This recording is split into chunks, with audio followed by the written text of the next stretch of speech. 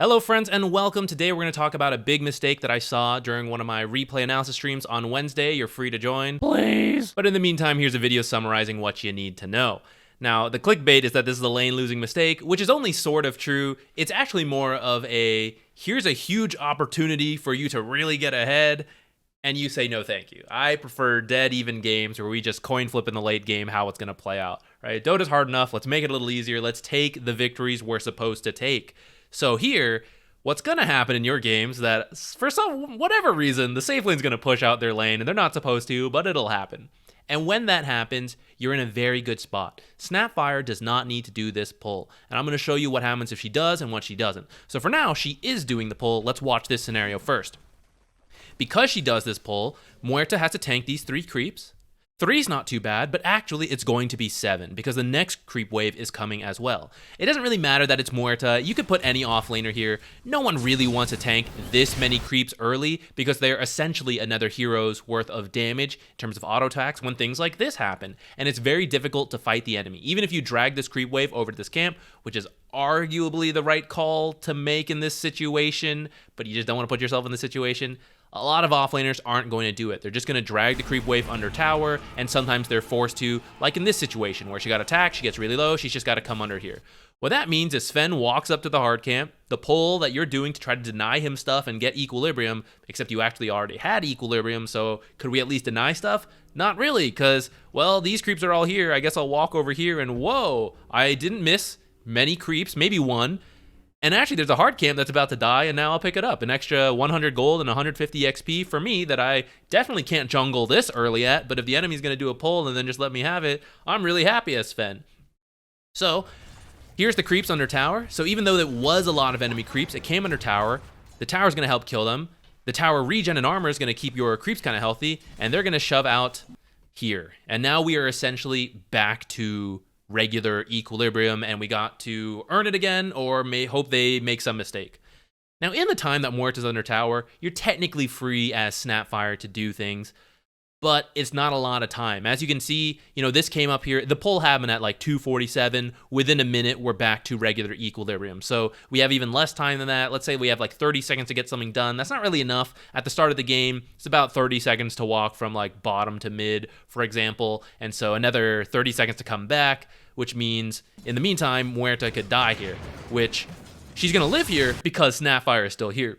But you can imagine if you tried to roam at this time because you were like, oh, I think she's safe here, I'll go do something.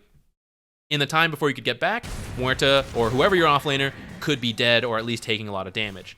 Fortunately for us, she did not die, creating a great educational moment as the lane pushes out a second time right here. So from their gank, a lot of their creeps stayed healthy while they killed the dire creeps.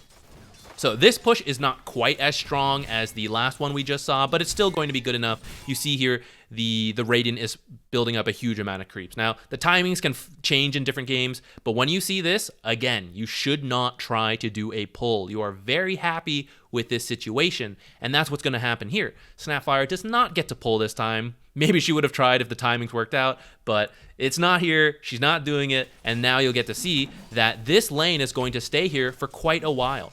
And I'm just going to speed up and zoom to show you that about 2 minutes are going to pass, and it's hard for them to do anything. Like we saw earlier, one of their options is to shove the lane into the tower and have it reset that way.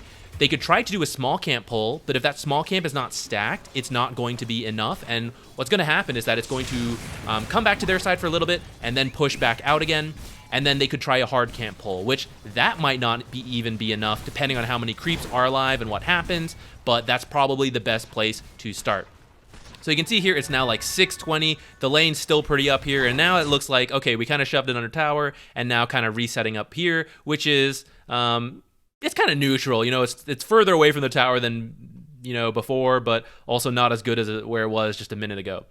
2 minutes right here by our tower. And that means at Snapfire, you're good to go. You can leave. You could stay here if you think you need to, like they're really threatening the Muerta, you got to stay by to help, that's fine. But if Muerta or your offlaner is healthier and they're kind of like, they don't know what to do, right? This is really good. The carry is feeling uncomfortable because they're way up here. The mid laner could gank at any time. As the 4 support, you can comfortably leave and know that like my offlaner's under the tower. They're getting solo farm. I have given the offlaner what they need. If they feed here, it's on them. It's not on me. Okay? As long as they're healthy, you're good to go, and it's not on you. All you have to do now is whatever you want. You could stop pulls. We're saying like these are one of the ways they could address it. You're free to come over here and prevent the enemy support from doing that. You're free to go for bounty runes. You're free to gank mid. Wow, look, here's a really low health hero. Maybe we can find that kill. Or maybe we grab power runes. We secure it for our team. Hey, they pick up a haste. Let's run down here, Wind Ranger. You kill the Sven, who's pushed up to here. You see how we're snowballing this? Whoa, that's pretty cool. Maybe you come over here and do a double stack. This is a lot of gold. Kind of depends on who's in your game. Don't just like stack ancients without thinking about that. But if someone on your team can do stacks, this could also be a great use of your time. And then you just come back here and, whoa, we're still in a good spot. 2 minutes. All of this stuff I talked about, it's like 30 seconds here, 30 seconds back. I got another minute to do whatever I want. So you have so many options once you get the equilibrium in a good spot as a 4 support. And I don't want to say like you have to leave the lane. Like sometimes you'll still be in the lane, but you have that choice. And that allows you to try to win not only your lane, but also the mid lane. Or maybe even another one I did mention, maybe you look top and you're like, yeah, there's a really good gank. I'll TP up here. We'll get a kill. And then I'll spend 1 minute walking down here. And guess what? The lane is still going to be right here. And that's really, really good. So this can happen for a very variety of reasons, but once you notice the lane pushing out, be careful about doing these pulls because pulls are not always good. They are a double-edged sword. They control equilibrium, and that can be good or bad. So it's not easy, but think about it. Like if you already have it in a good spot, you don't need to do a pull. If you want to know more on that, I have an old series, it's not that old actually, on pulling, and there's a lot about creep equilibrium in the first episode. So I recommend you check that out if you need some help with this. But once you can identify it's good, be very careful about doing these pulls because you're actually just going to hurt yourself and make your game a lot harder. Thank you for watching. I hope you found it useful, and I'll see you in another episode. I don't know why I said episode, I meant video.